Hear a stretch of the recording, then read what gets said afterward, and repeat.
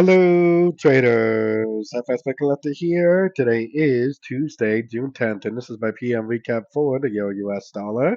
If you haven't done so already, definitely do check out my free Discord group. It's linked down here in the corner at the end of the video. And make sure to take a look at my website, fxpipcollector.com. Watch the video on my home screen to learn more. So, anyways, we got Trump talking with China this evening about the U.S. tariffs, the China-U.S. tariffs. Definitely could cause a lot of volatility in the market. I think this is the 4 hour time frame, by the way, euro dollar. I think there's a good chance it could create some temporary dollar strength, which means that maybe over the next week or so, between CPI and the Trump tariff news, we might see something like this, which I think is possibly going to end up being a correction to the last 5 waves up. We did just bounce from the 78%. We did just make 5 waves up. So to me, it would make sense to possibly make a bigger move to the downside before we actually end up continuing the uptrend.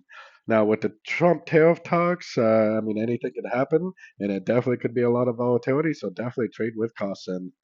So, anyways, don't forget to like and subscribe. And as always, thank you for watching and happy trading.